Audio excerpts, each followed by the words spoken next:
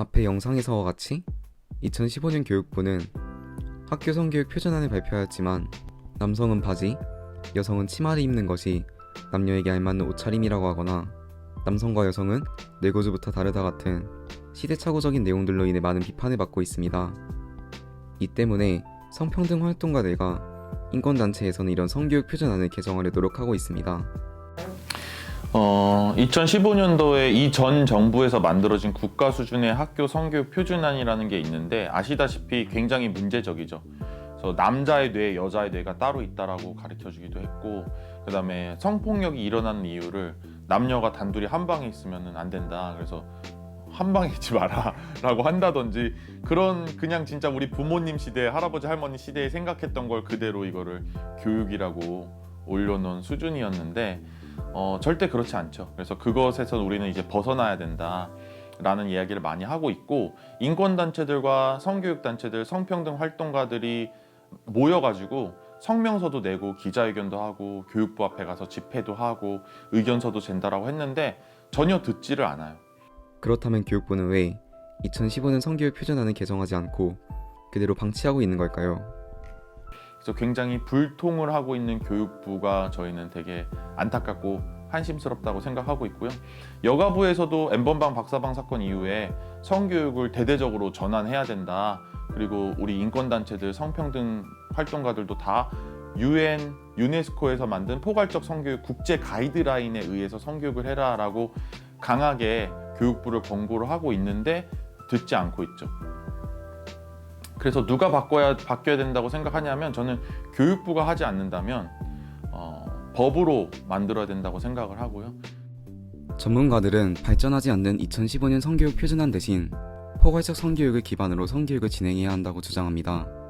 포괄적 성교육이란 유네스코에서 규정한 개념으로 기존의 정형화된 성교육이 아니라 젠더 불평등이 여전히 존재하는 세상에서 청소년들이 안전하고 생산적이며 충만한 삶을 준비할 수 있도록 돕는 것을 목표로 합니다.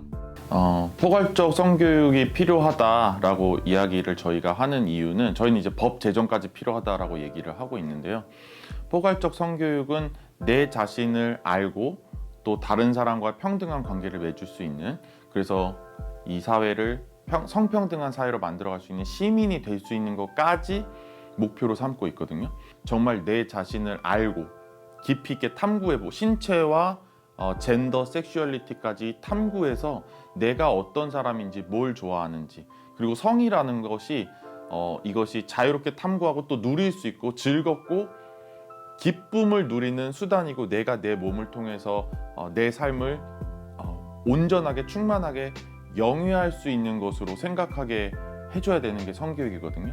그래서 나에게 그런 권리가 있다는 걸 알 수 있을 때 다른 사람도 다른 사람의 몸과 젠더 섹슈얼리티를 가지고 그 사람이 온전한 사람이 될 수 있어야 되는 거죠. 이 포괄적 성교육을 바탕으로 유네스코가 처음으로 펴낸 국제 성교육 가이드는 청소년의 건강한 성장을 위한 국제적 성교육 가이드라인을 담은 성교육 안내서입니다. 하지만 아직도 일부 교사와 기독교 단체들이 포괄적 성교육을 진행하면 조기 성애나 성관계에 대한 호기심 증가로 성관계를 많이 하게 될 것이라고 주장하며 포괄적 성교육을 반대하고 있습니다. 과연 포괄적 성교육이 실제로 조기 성애나 성관계 시작 연령을 낮출까요?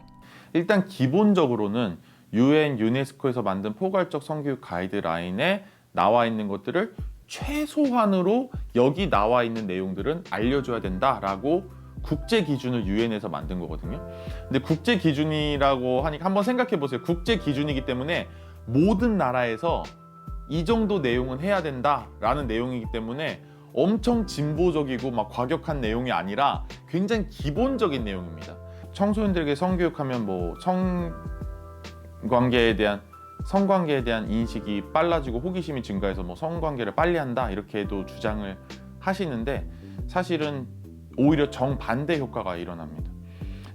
내 자신을 사랑하고 존중하고 또 상대방도 똑같은 권리가 있다는 걸 알고 존중하기 때문에 서로에게 나도 원하지 않을 때, 원하는 때가 아닐 때는 성적 행동을 하지 않고, 상대방에게도 똑같은 권리가 있다는 걸 알기 때문에 원하지 않을 때 강요하지 않는 사람이 될 수 있어서 서로를 존중하고 서로가 함께 적극적으로 원하는 행동만 하기 때문에 오히려 그것을 대화하고 협상하는 시간들이 걸리고 그걸 찾아가는 시간들이 걸리기 때문에 오히려 성관계 나이가 늦어진다라는 거죠. 그래서 원치 않는 성관계를 폭력적으로 하는 확률도 없어지고, 그리고 콘돔이나 다른 모든 피임 방법도 실행을 하기 때문에 원치 않는 임신도 줄어들고 원치 않는 낙태도 다 줄어들게 돼 있습니다.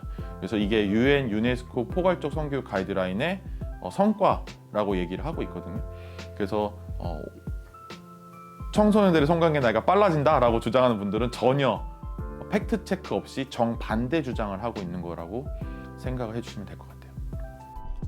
하지만 학교에서 포괄적 성교육을 실행하기에는 이미 포괄적 성교육이 일부 학부모와 각종 단체의 항의를 받은 사례가 있어 어려움이 있습니다. 그렇다면 포괄적 성교육이 실질적으로 학교에서 이루어지기 위해서는 학생들의 어떤 노력이 필요할까요? 제가 굉장히 좋은 사례를 하나 말씀드리면, 이건 대안학교와 혁신학교들에서 있는 일들인데, 학교에서 학생들이 학생회가, 그리고 이 학교에 있는 성평등 동아리와 학생회가 협력을 해갖고 전체 학교 학생들한테 설문지를 하는 거예요. 어떤 성교육, 성평등 교육 받고 싶냐 물어봐서 하나씩 다 대답을 모든 학생들한테 다 들어요. 그 다음에 이거를 카테고리별로 분류를 해가지고 성교육에선 이거, 성평등 교육에선 이거, 또 페미니즘, 퀴어 이런 것들을 질문을 쫙 뽑아가지고 요약을 하고, 전체 내용도 물론 보내주고 요약을 해가지고 원하는, 그러면 이 얘기를 우리한테 해줬으면 좋겠는 원하는 강사가, 활동가가 누구냐, 이것까지 투표를 하는 거예요. 그래가지고 청소년들이 투표를 해서 5명을 딱 추린 다음에 5명 중에서도 이번 교육에 이 시기에 금년에 우리한테 제일 좋은 얘기를 해주실 분은 누구냐라는 거를 또 마지막 투표까지 해서 한 분을 정해가지고 교육 내용이랑 질문지랑 활동가까지 정해서 학교에다가 알려주면 학교는 돈만 내는 거예요. 그래가지고 제가 매년 나가게 된 학교도 있다니까요. 그런 식으로 학생들이 직접 바뀌어서 목소리를 내고 학교에다가 요구하기만 해도 바뀔 수 있다. 우리가 교육부와 국회가 바뀔 때까지 기다릴 수는 없잖아요. 인권단체와 성평등 활동가들이 교육부에 몇 년 동안 개정을 요구해도 성교육은 변하지 않았습니다. 그렇기에 우리 학생들도 변화를 위해 목소리를 내야 합니다. 그렇다면 앞으로의 성교육은 어떻게 변화해야 할까요?